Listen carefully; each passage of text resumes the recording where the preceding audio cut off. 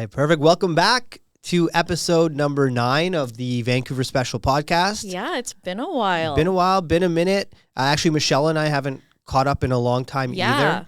I'm kind of liking, I don't know about you, but I'm kind of liking taking a bit of time between episodes because I'm finding there's just gives us more to talk about. So much more to talk about. We just came off of a big conversation. We're just going to roll right into it. There's so much happening on the real estate side, so much happening on the life side. I feel weird like asking this in October, but how was your summer? I was certainly going to say, how's your summer been? Yeah. Summer was good. It was hectic. Did a lot of traveling, but not fun traveling. Like I didn't go to Europe or anything. I was just bopping down to the States to visit my family a lot, which was good, you know, like weekend here and there to see my nieces, nephews, cousins, and all that. So little re-energizing trips. Visit your family, visit Chris Brown. How was that? We tried to Did he record take you down? An episode, and then Hasan was like, oh, is this weekend free for you? I was like, I'm going to be in LA watching Chris Brown. We'll do it Monday morning when you're back. But the person he did bring up online was Travis Kelce's ex-girlfriend. Yeah, you were saying, I think I saw Kayla Nicole. Did I not send you the clip? You didn't send me the clip, but I saw a clip of some girl, and then I just assumed that it was her because it had so many views on it or whatever. I watch it every now and then if I want to hurt my own feelings. Yeah. That's awesome. Well, no, glad you had fun. Yeah, how was your summer? It was good. I mean, for me, I went on like a couple local trips. I went to Whistler, I went to Kelowna. I was mentioning earlier, like it was my busiest period of the year. So That's amazing. I found every week I was like trying to make plans with people, and I was like, oh, next week is the week. You know, next week is the week. And that's how it is in our career, right? Yes. It's like you think next week's going to be slow, and then you wake up on Monday and then you have so many things to do, especially like as a solo agent. Yeah. You know, you really start to feel it because it's like you're just like so like controlled by one phone call, one email, no one to really pass things off on. So I was pretty busy like the whole summer, and then September a little bit slower. But yeah, it's been a good year. It's been a good year, but like a frustrating kind of year as well. How are you finding the market now that you're kind of back and like full into the swing of it? I think frustrating is like a great word to just encompass everything, because everything that normally would take, let's say, 10 steps is taking 30. Yeah. So there's just so much more legwork involved, which is frustrating. Yeah. And a lot of starting and stopping, like extended timelines and all that kind of stuff.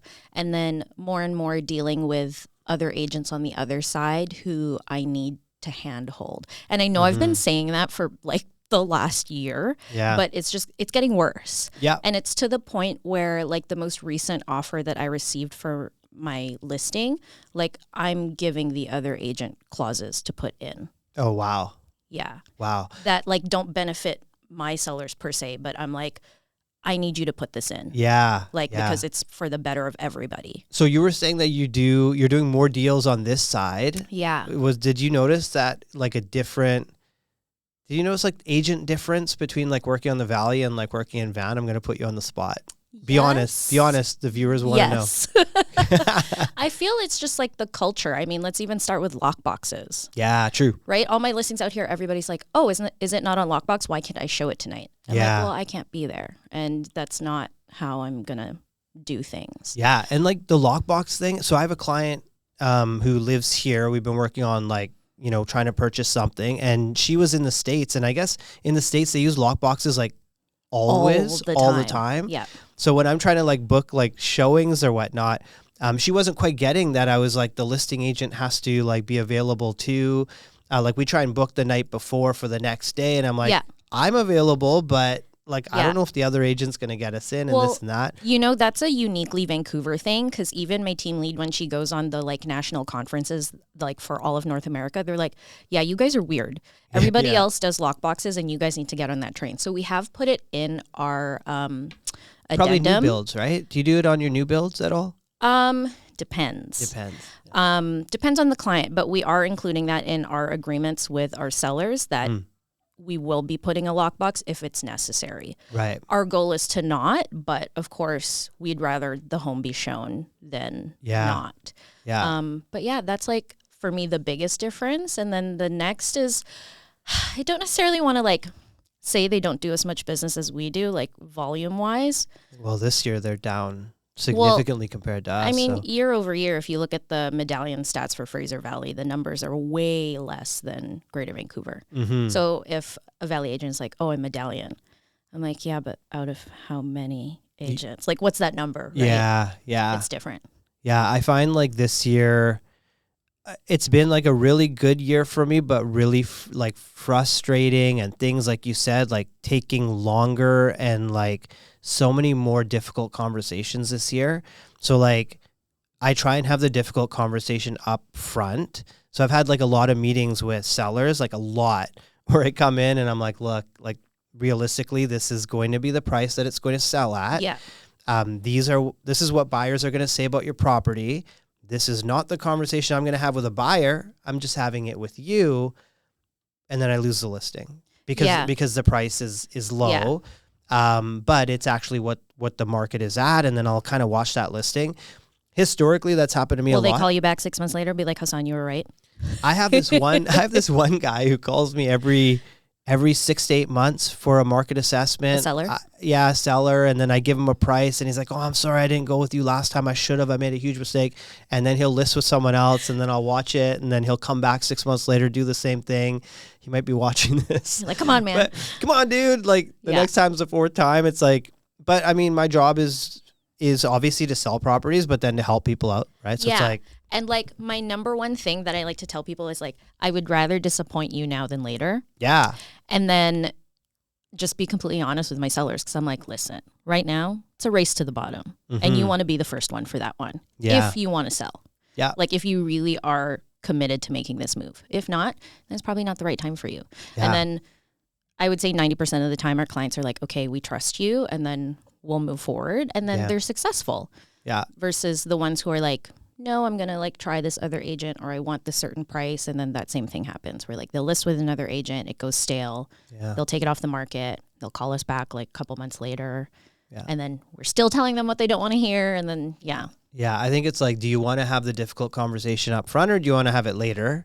And do you want to have multiple later? So I'm always like just up front. I'm like, look, if I want like a relationship to start here and also end here, like I don't want to start on a high and then at the end, like we sell it and I'm super excited, but you're not excited. Yeah. It's not a good feeling. Yeah. And like, I don't know, lately I find like, this is going on a different direction, but lately I find like when I close deals, the satisfaction and happiness is so short-lived.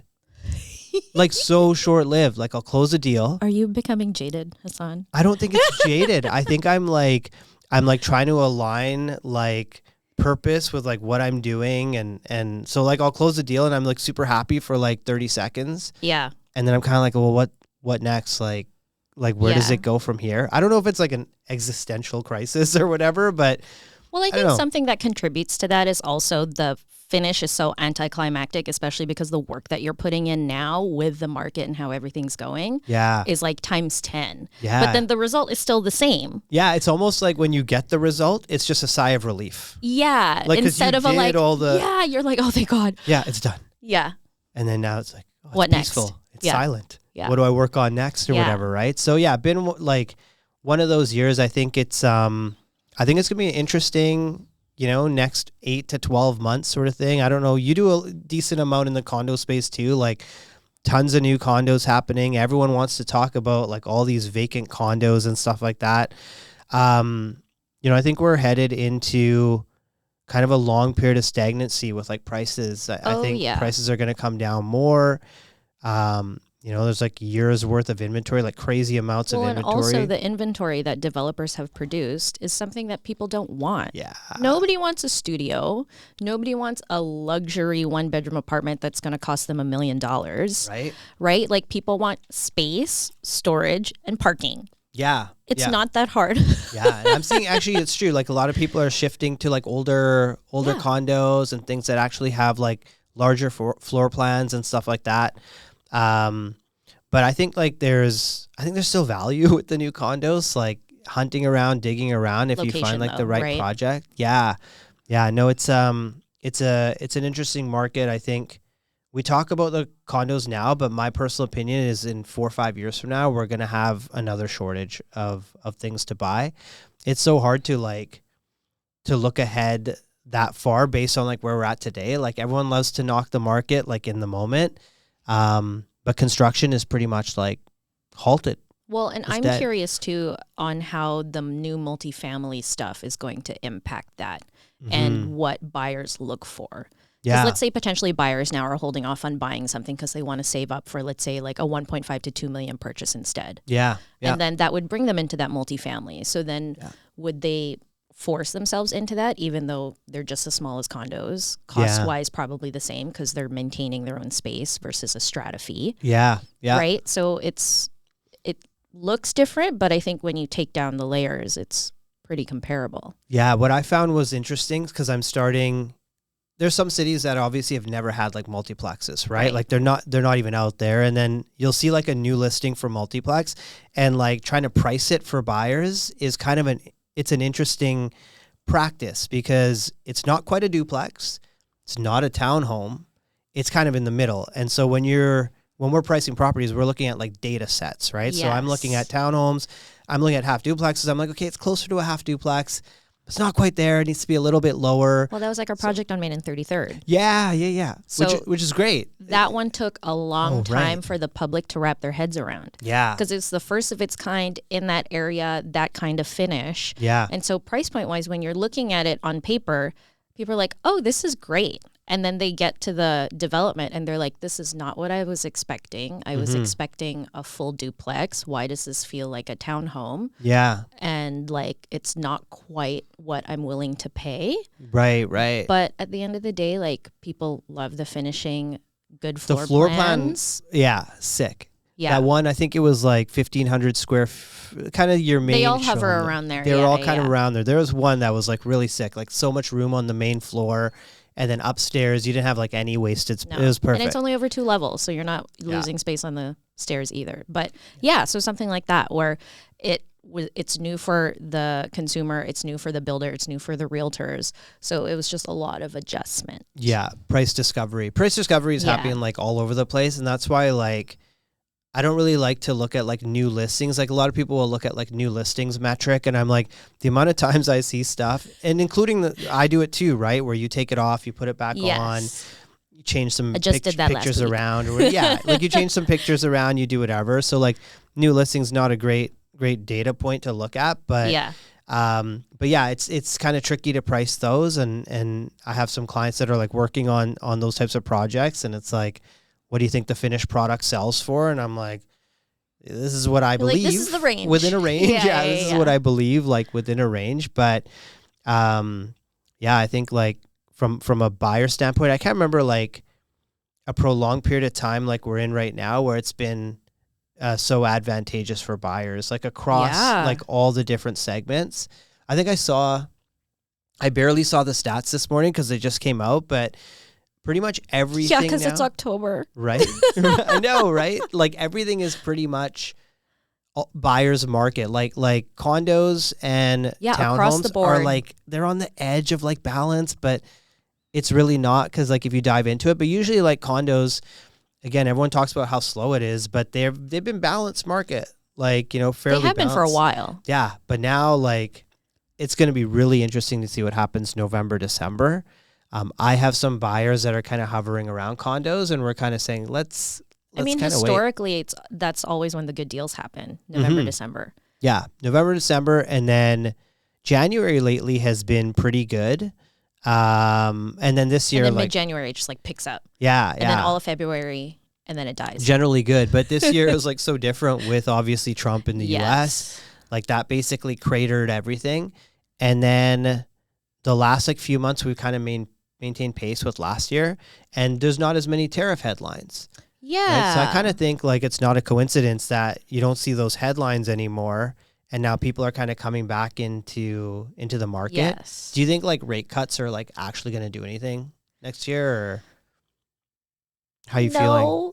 Can you see the face? I hope people can see that face, because you said so much just by that face. Like, I don't think so, because ultimately it comes down to buyer confidence. And regardless of the rate, if people aren't confident about their foreseeable future financially, it's going to be tough because the other forces that will influence that is like cost of living. Yeah. Everything's getting more expensive. Insurance is expensive. Like groceries are expensive. Like people aren't eating out anymore. Like we've talked about this. You and I are serial Uber Eats. Yeah, Uber Eats people or like go out to eat type people. Yeah. All my favorite restaurants not busy.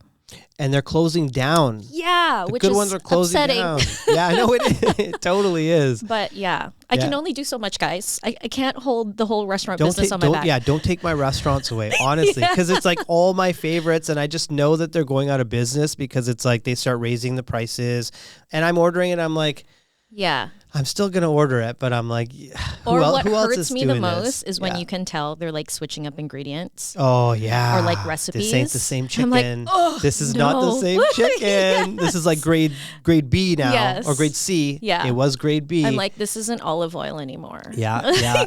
Or like they used to give you like a full tomato. Yeah, but now they cut it in half and they put it downward so it looks like a full tomato in the rice. And then you flip it, and you're like, where's the rest of it? Where's the rest of the tomato? And it's a baby tomato. Yeah. It used to be full size, then it became medium, and then baby tomato. Anyways, I feel for the food businesses. I really do. But we got to eat. So just keep going, and I'll keep ordering. And exactly. I will do my best. Yeah. But yeah, like cost of living and all of that, like cost of childcare, everything, that's going to impact the way that people allocate their funds. I don't think a rate cut is going to do much for that. So on that note, because we're talking about Vancouver, like no fun city, etc., and affordability and all that sort of stuff. I think so. My answer to like, okay, is Vancouver truly a no fun city? I don't think it is. I think that like, I think it can be as fun as you can want it to be, but I think that over time, just like our environment has made it so that we just don't do as many fun things anymore. Right? Like when I was younger, the whole thing was just about like experiencing fun. You worked. Also depends on what your definition of fun is. What's your definition of fun? Eating out at restaurants and then going out after. Going out where? Like clubs, bars, or like? Yeah. Okay, so you're still in that era. So I know like my era growing up, we were like club heavy. Yeah. Like heavy. We were like in that. That was me 10 years ago. Really? Yeah. Okay. Because so like when I'm my still era, there, but there were lots of good clubs. You know, we were like out literally. Bar None is closing. Did you hear about that? I heard it got, do you know what's opening there? No idea. No, yeah, I heard it got sold or whatnot. That was a classic. Yeah. But yeah, like my era was just basically clubs. Like we would go out, 6 days a week or whatever. And then, yeah, it was wild. But I feel like now, I don't think people like clubbing as much. Like you're into the music, so I think that's why. But I think more people are into like lounges and stuff like that. I think a lot of people are looking for like inexpensive type of activities to do. Third spaces. What are third spaces? Like a place to hang out that's not your home. That's not necessarily a restaurant or like shopping. Is it a lounge or is it like it could be, or like a park or something like that where like people can hang out, where they can choose to drink or not drink, or maybe there's some snacks, but where like the expected spend is like less than $30. Right. Okay, is that like actually a defined thing? Yeah. How do I not know about this? The younger generation, they're all asking for more third spaces. Okay. That's open to the public, that is low barrier to entry, that is somewhere for there to spend time, because it goes hand in hand with the fact that younger people aren't able to be in their own spaces anymore. Right. So it's either they're living with their parents for longer or they're living with roommates for longer than they want to. So they need those third spaces to hang out, because you're not necessarily going to want to invite your whole crew over to hang out in your mom's living room. Right. And you have roommates and stuff like 35. that. Or if you're not, but, right. Yeah. Because there's a lot more people like coming together as well, right? Like living under the same roof. I'm finding that a lot in my business, like kind of people coming together. Less downsizers than maybe I would have thought in the market. Like, I think what I'm noticing out there is like downsizing is such a heavy task for a lot of people. Emotionally too. Exactly. Like they got to clear up memories and like this and that. And it's just like, I've met with some like potential sellers that are like, this is daunting. Yeah. And I think like, it's not happening as much. And I'm finding that they are hanging on till it's kind of too late, and then Yeah, so like I can't speak for the whole retirement community, but like with downsizers, this is the experience of my parents, or the conversation that we're having is they're also uncertain of what the future will look like rising costs and all of that stuff, longer life expectancy. Like initially when they were thinking, okay, we can downsize and we'd have this much money and it would last us until like the end of our lives, isn't necessarily the case as it was 5 years ago. Right. So then them sitting in a mortgage-free home is better than potentially taking out a small loan or having a small payment or whatever, or something, right? Like pulling out that equity and really adjusting their lifestyle just for the sake of doing so. Like it's not worth it anymore. Yeah. Yeah, no, that's a good point. And I'm finding like that's where like subject to sales are coming in. Like, right? I know you have a lot to say about subject to sales, but I'm finding this year like way more subject to sales. How about yourself? All of my deals have been subject to sale. That's well, wild. Not all of them, but like in the like basically all of Q2 and 3 were either subject to purchase or subject to sale. And also because families who are growing, they don't have that capacity to be able to float between two properties, right? But yeah, it's been interesting, and having to educate other agents again on how this would go and how to coordinate, and really emphasizing like really good communication and making a deal happen. And if a hiccup comes up or a speed bump in the road, it's like, there's a solution to this. This doesn't mean it's dead. Yeah, you need a good agent on the other side, right? And I have to coach them through it. When they're like, oh, well, our dates won't line up, so I guess this isn't going to come together. I'm like, can your guys get bridge financing? I'm going to talk to my guys if they can get bridge financing, or maybe we can do this, or like, what if you let them do like, if you don't want them to do the subject to inspection after you remove subject to sale or whatever, like, why don't you offer to reimburse half of the cost? That kind of thing. Just, really Problem creative solved. Ways to keep it inching forward. Yeah. Even though it feels like it's going to come to a halt, it's like, let's just keep pushing. Yeah. If you can't do that, you're hooped. You're screwed in this market. Yeah. Like if you can't like think unconventionally, out of the box, find solutions. I feel like but that comes with experience. Yeah, true. Or just call your managing broker. Right? I mean, we're very lucky. All our managing brokers are fantastic. So many. Yeah, we have a lot, right? I know there are some other brokerages out there who aren't as lucky as us. Oh, okay. But yeah, our managing brokers are a great resource. Yeah, like I rarely reach out, but like when I do, I'm like, I need I need some guidance here because things can get so dicey. But they're always like super quick, like on the ball. Yeah. Like so much value in that. But yeah, to navigate like subject to sale, I've had a couple this year. Sellers at first were like, is this something we really want to do? Like we took one on in August, and actually I was like, you know what, this is kind of the perfect month. Your buyer was subject to sale? I know myself. So we had a listing, and basically that buyer, was subject to sale. And I was like, if we were going to do this in any month, it would be August or December. So let's take it on. And so important in this deal, the other agent was really good. And like I had a lot of confidence in her that she was going to get it done. And also, the communication, because someone writes a subject to sale, you got to know, like, obviously what property are they selling? What's the list price? What's the strategy? What is your buyer expecting? What do they need from the deal to be able to close this one? Yeah. And so this agent was like super forthcoming. I did my own market assessment on it, and I'm like, they can do this.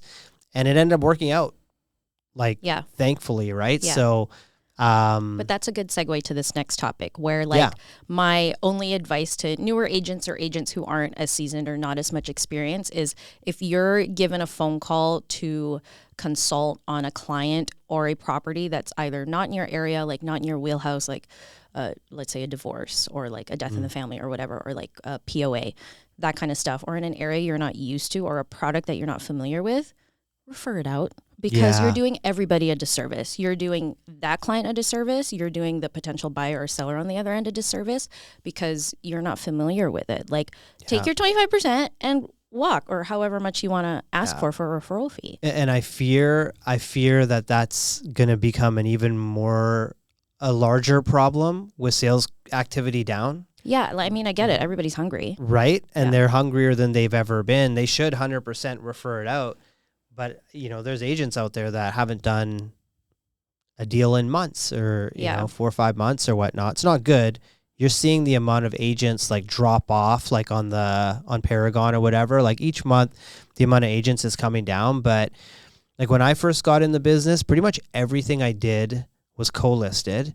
But it was done that way in the sense that I knew that I could like learn from that person. Right. You know, it's like, look, I need to learn like all of these things. And, you know, that was helpful kind of throughout the process. And then also like just having the real estate conversations. Like now, obviously we can have it in our sleep, but like when you're first like going through it, you know, it's a different world. Perfect. What's that card that you have there? Well, so I see my name on that card. A little something for Hasan. I hate surprises. I actually don't know. I have no idea what this is. Yeah, this is live reaction, guys.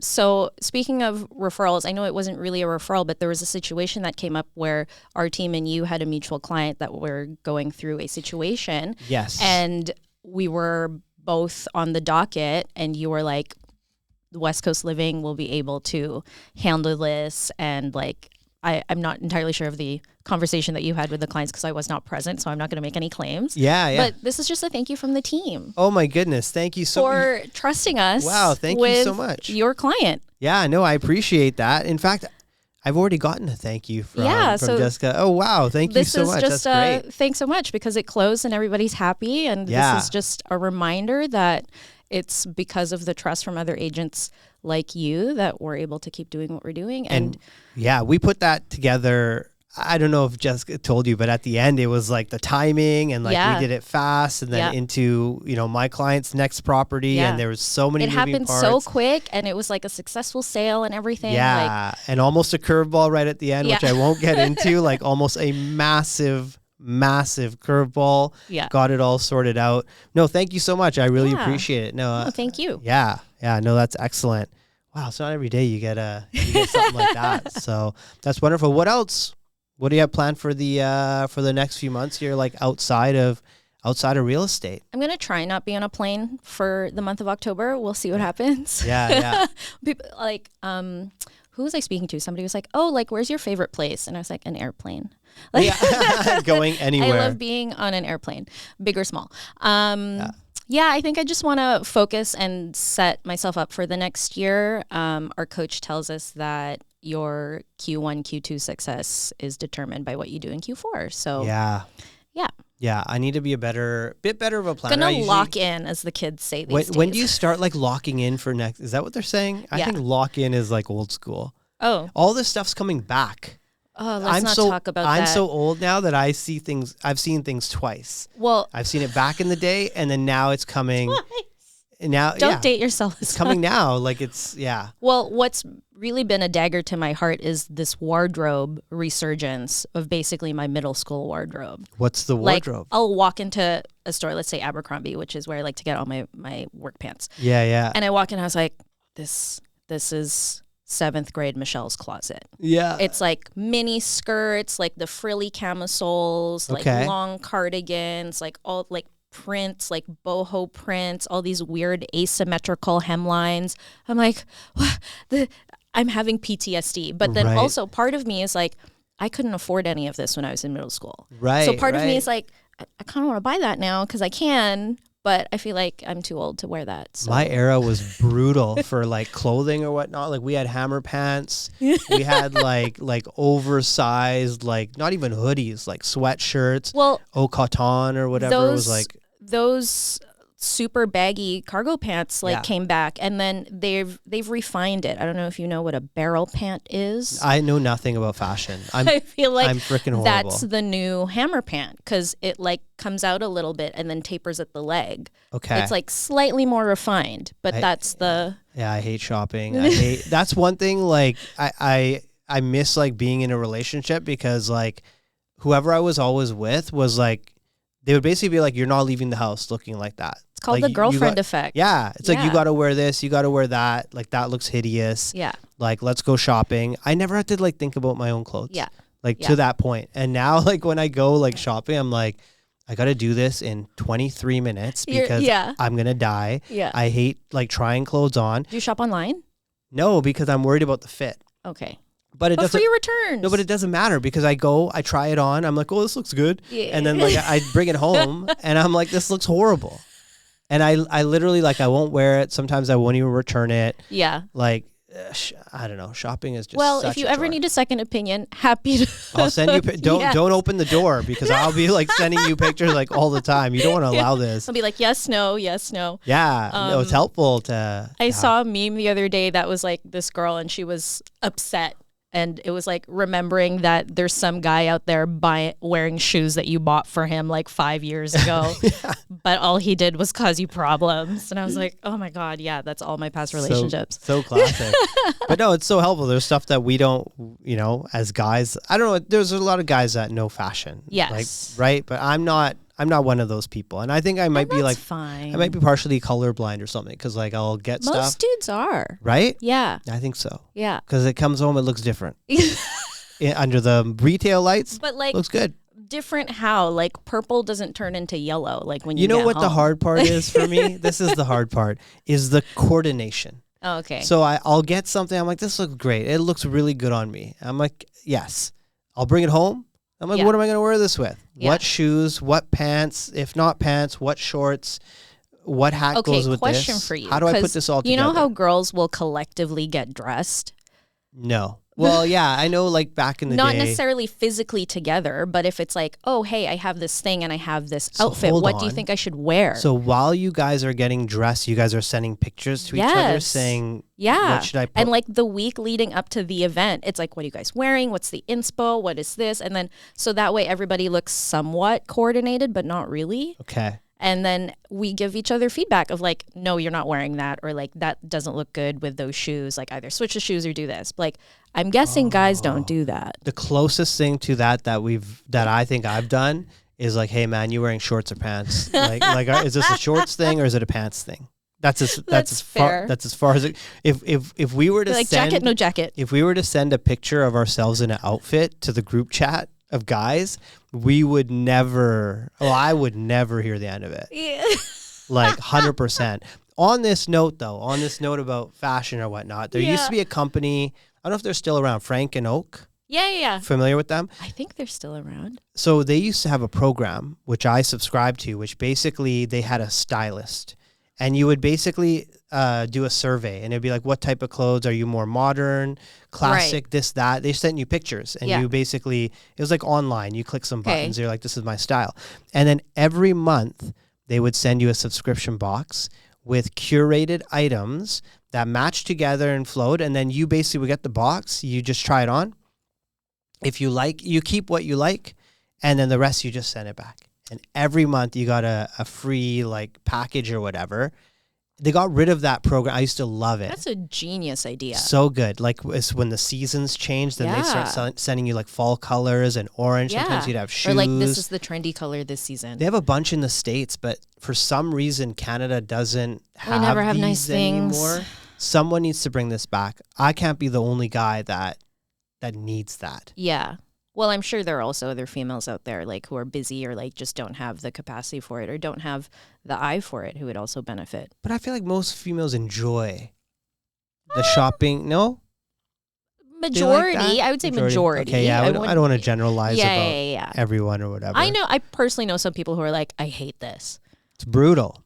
Yeah, they're very like Steve Jobs. Like, I just want to wear the same thing every day type I would love to do that. Just do a uniform. I think it's good for branding. Like I wear a ton of blue. Like I'm always wearing blue, black, or gray. Yeah. But I wear blue because those are your brand colors. That's my brand color, and I'm like, I love blue. And then when I go shopping, like I always end up buying jackets that I don't need.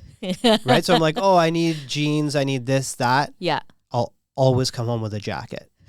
Every time. So you just have like 50 jackets? I have so many jackets. They all look the same. Like one's like a light blue. I do love a good jacket though. It like pulls everything together. But again, like I love to get dressed. Like part of the thing I love about our job is I get to wear whatever I want. Yeah. And I can decide how dressed up I want to be. I can decide how like casual or how business casual I decide to be. And right. there's no HR to be like. Did it start that way for you? No. For me, I dress like a dork when I started, like, like dress shirt, like sometimes a tie or like a suit or like whatever, like super dressy. I was very much more business forward when I first started. And then when the pandemic happened, like it all just went shit. That changed a lot, right? That actually changed a lot with like how people presented themselves, like selling homes via video and stuff like that. I mean, we're already on the West Coast, so we're already more laid back, I feel like. But when I was cleaning out my closet after the pandemic, I was like, I haven't worn that blouse, not even like a shirt or a top. Like I haven't worn that blouse in 3 years. Yeah. Gone. I loved the pandemic. Oh yeah. Honestly, I loved it. Like I was busy. I could be my introverted self. I was like going for walks on my own. Everything was so urgent. Like nobody cared. Like the number of inspections I went to in sweatpants. Oh, like, right. Just because I was like, sorry, I've got 3 back-to-back today. Yeah. Like I'm just going for it. The first couple months were weird. Like I remember, because I was like in a weird spot. So when that happened, when pandemic hit, I had just got dumped. I had just got dumped. I wasn't with my family's bubble. Oh, shit. I moved into like a basement suite down in like, I was so far. I was down by the border, and I was so far that even Uber Eats and Skip would not deliver there. They couldn't find that address in where I was. It was a temporary like 6-month thing. That's devastating. And so I would walk. I would walk on Zero Avenue down by Peace Arch Park. Like I just walk at night. People are having You were fires. literally at the border. I was at the border, and I had no business either. Like I had no clients or whatever. I was kind of restarting the business, and that's when I jumped on TikTok. I was talking to my niece. Like most people. Yeah, my niece was like, "Dude, just do it. Go on TikTok. I just saw this real estate video. And look at you now." Well, I mean, nothing's changed really. It's all, but that's when I started driving around, and I would look for like new homes. Yeah. I would look on the MLS. So I would be like, okay, these are new homes. I'm just going to do a little quick video of the outside. And this was at the period where people still weren't showing. Yes. Do you remember for the first couple months, you couldn't even get in? Yes. Yeah. So you didn't know what was going to happen. So I did these like, here's a videos. floor plan. You writing it off or not? Yeah. Yeah. I don't think I sold. I'm certain I didn't sell anything in those first couple months. But I don't think anybody did the first 3 months. We didn't, right? No. And then summer, I think, is when it picked up. Yeah. July, it really August. popped off. Yeah. I had one client that purchased right in June or July. They purchased like a detached home, East Van, 1.1 something. And then we sold it right at the peak, which was like February of 2022. Yeah. So right when things were starting to go downhill, we sold it for like 1.8. That's crazy. He bought it in 2020. We sold it for 1.8. And then later that year in November, the neighboring house sold for 1.3 something because the prices dropped like that. Yeah. That's my biggest client win ever. I bring it up every time I see him. I'm like, I made you a lot of money. Yeah. But yeah, like that was a wild time. Though Weird I do kind of like this market, like a little bit where it's like this is more normal, more relaxed, right? Yeah, where we're not like jumping to do something within 48 hours, which is insane. Yeah, I think. Yeah, or going into multiples like every Monday. Oh my God, Mondays I hated that. That's like multiple Mondays. Yeah, that's like the realtor's case of the Mondays. Yes. Have you ever had like case of the Mondays in previous work? Like you were in healthcare before, right? Yeah. I mean, not really. Whenever I would get Monday blues, that's when I knew it was time to quit my job. Right. Yeah. And you would do it. You would just quit. Yeah. Because I'm like, I'm starting to hate this. It's feeling like a chore. I need to quit. Because when that would happen, that's when I knew. I was like, I'm not in this anymore. I'm not enjoying it. Yeah. I wish I had the guts to do that. Like I had a job like that for sure. I was in corporate sales. I hated it. I mean, sales is tough. Sales is tough when you have like quotas. And you have like sales managers and directors like breathing down your neck, and like end of every month with the quotas or end of every quarter was like the worst. Like everyone's stressed. They're wondering if they're keeping their jobs. Like our managers are like, you got to go get activations, because we would sell like corporate sales like cell phones, right? So they're like, you need to get like 50 more devices in the next week. And I feel like that's happening now with people who are just on the fence about not knowing where their jobs are going to be, especially in the tech industry. I didn't know this. I learned this very recently, that layoffs happen like every year, sometimes twice a year. Yeah. Yeah. And I think it's probably, especially now, it's happening multiple times. Like I've had buyers that initially were going to do something this year and now they're not feeling super confident. Yeah. So they're like, you know what, we're going to wait and see what happens, like with the tariffs. Yeah. But yeah, I think job market, what I'm hearing is it's horrible out there. Like people that are looking for work. Yeah. I'm seeing like they're sending out like qualified people are sending out like 200 resumes, 250, like with like great experience, just, like a beautiful resume, and they're not even getting a call back. I wonder how you stand out in like a job market like that, and everyone's using like ChatGPT to like write their resumes and stuff, right? Do you use a lot of AI in what you do real estate wise? No, we kind of talked about this the last episode. Did we talk about this? Yeah, I haven't dived into it yet, but I know you do. Oh, I took the AI courses. Oh, you did? I have to mention How was this. it? Yeah, good. Because I do need to renew some PDP. Take them. Okay. Take them, because it was the first course, the first two courses where I was like, wow, this is not repetitive. I'm learning so much. Okay. I recollect none of it. Yeah. But in the moment, the Zoom ends, you're like, in the moment, I learned so much. It did a lot for me that day. Okay. But yeah, it's I'll add worth that to it. my list. Yeah, add it. It's good. And the instructor, he's just so gung ho about like AI. I can't remember who it was. I would shout him out, but he's like just so gung ho about like setting up these systems. I love when people are nerdy about the things that they're teaching, because then it keeps you engaged. It's when they're passionate about it, you're kind of forced to be a little bit passionate about it, right? Yeah. Either that or you're being entertained. Either way, you're paying attention. Yeah. Yeah, 100, especially when it's like the all-day course or whatever. Oh, God. So dry, was it in person or online? Online. I haven't done an in-person course since COVID, maybe. The last time I did an online, one of the moderators like messaged me on the side, was like, Michelle, you need to adjust your screen because we're only seeing your forehead. And I'm like, my face is on the screen. What are you talking about? But I was like, fine. Yeah, you're one of those. You're like head in your phone or whatnot. Multitasking. So they message you on the side? Like, they're like, please adjust your camera. Because they scare you. They're like, we'll do that. But I've never had someone like message like that or whatever. No, and they're like, if you don't or whatever, like you won't get your PDP for this. You lose your credits. Yeah, or something like that. Yeah. But on the topic of AI, I don't really use it for work. But lately what I've been using it for is dating. Okay. Please do tell. Like, I'll put messages into it and ask for replies. Wow. Don't do that. You're taking all the authenticity out of dating. That's what I think is missing.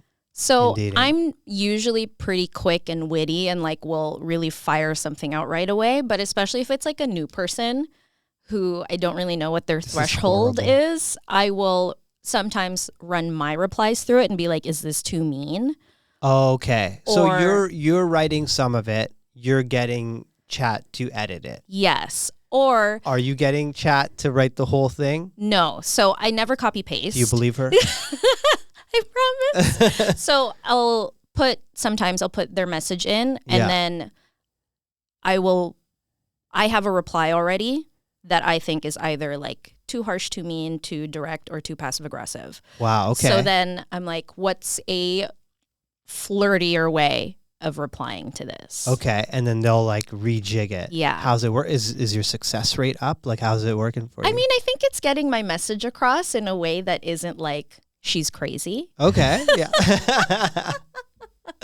That's wild. Yeah. So, for example, part of it, and I don't know if you like men have this experience, but for women, all we want is a dude to show initiative. Right. So it's like, take charge, make a take plan, the lead. Yeah. Pick a date or give me options. I just want you to figure this out. Yeah. And then sometimes they're wish-washy. And then so sometimes you have to call them out. And right. So it's like, hey, if you're serious about this, like this is what I expect. But then you're like, I just matched with this person 2 weeks ago. Is it too soon for me to be calling them out on this shit? Right. So then it's situations like that where I'm like, I want to communicate my boundaries and expectations, but I also don't want to seem like, okay, so I think this is just my opinion. You lose the chat and you go with your intuition, because I think it's okay at any point in time to say what your boundaries are and what your limitations are. I think the problem is the younger generation, I think when it comes to dating, they're chopped.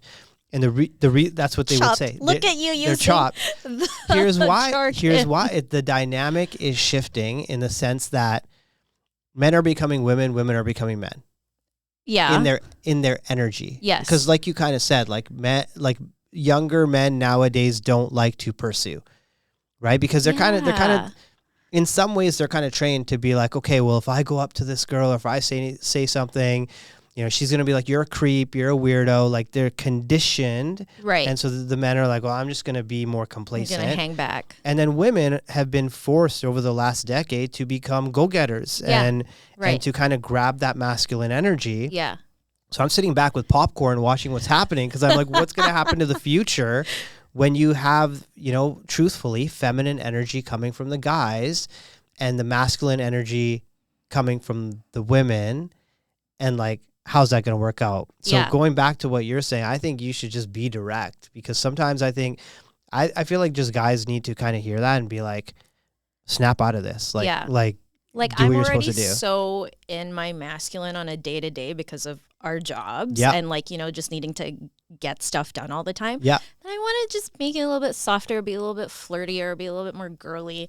But yeah, there are some occasions where I'm like, I'm just going to go off and just like send this. Yeah. But then there's sometimes where I'm like, I kind of want to see what this would play out as if I were a little softer. Yeah. That makes sense. That makes sense. I think it's hard for like to turn it on and off. Yeah. You know what I mean? It's like, if you're like go-getter all day, like the women that I talk to are like, okay, yeah, I'm a go-getter, but like I need a masculine man that's going to, you know, when I'm not working, you know, take care of all the things and whatever, which is all, it's all fine and good. But if you're emitting that type of energy, sometimes it can force a man to be in the opposite kind of energy, like just the way the dynamic they'll works. Subconsciously double down on their feminine energy. Yeah, like they'll become complacent, and then now all of a sudden the guys want to be pursued. Yeah, and they're like, why don't you tell me when you want to take me out? Yeah, like, it's weak sauce. What? But yeah. Yeah, I will pursue, like when it comes to dating, like I will pursue to a certain degree, but if I don't... like females have to reciprocate too. Yeah, it doesn't, like early on, I have like more leeway or leniency or whatever, right? Because I think the guy should pursue for the first while. Yeah. But if the energy is like not coming back like relatively quickly on, I'm out. Yeah, that's fair. You know what I mean? I think that's fair. I think it's just an energy thing, because like work takes up so much of my energy. Yeah. And then like on the dating side, it's like dating is so different now than when I grew up. So like the last time I was truly single, before like the last few years, I was 22 or 23. No dating apps, nothing. You too? So for me, it was like I always dated people that I was friends with first.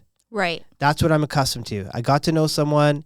Sometimes like a night happened, and then I was like, okay, like this is happening. Yeah. But it was always friendship first. Or you meet through mutuals or whatever. Yeah, but now it's like on the apps, like you meet someone, you got to figure out in the first 2 or 3 dates, like, am I going to pursue this? And for me, like friendship is so important.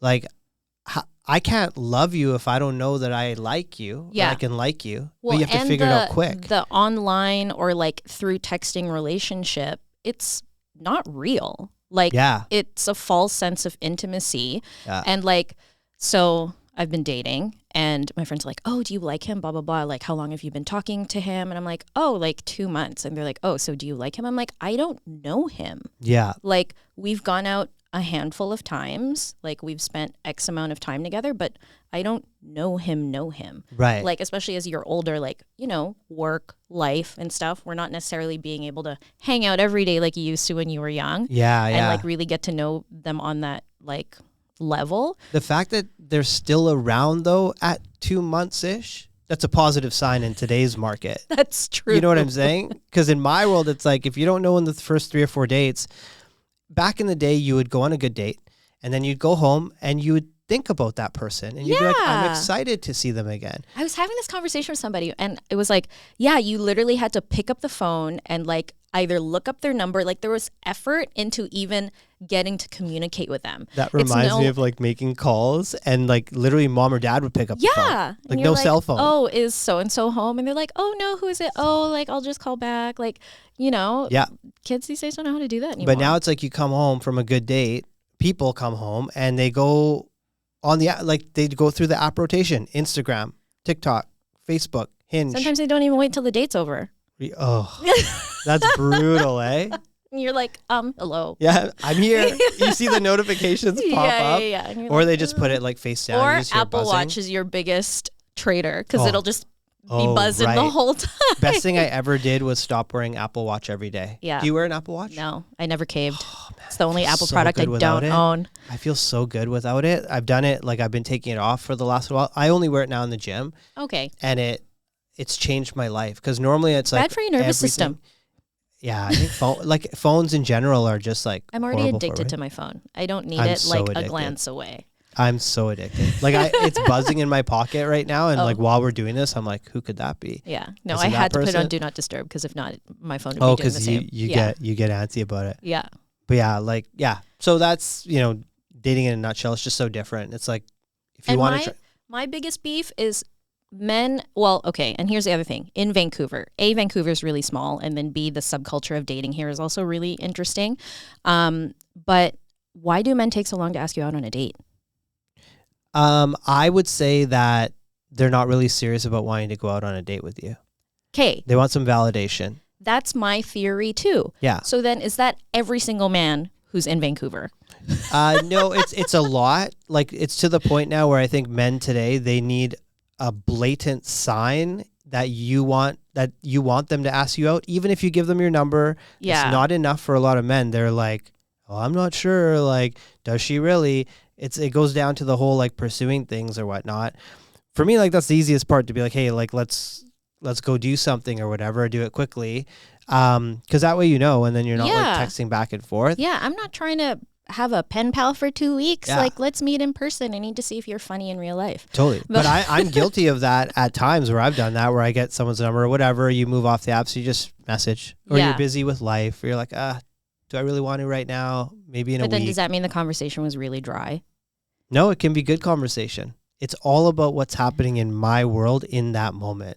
And I'm like, it's not like other girls or anything. It's like, okay, my work or this life. Or that or this, that. Yeah. I may not be there yet. Yeah. But no one communicates anymore, right? Yes. So you're forced to like talk to your friends about what's he thinking. Yeah. And he's probably just like, well, whatever. Yeah.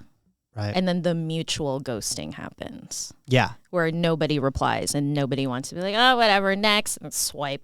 I dated a girl for like 3 months and then we just mutually ghosted each other. I know.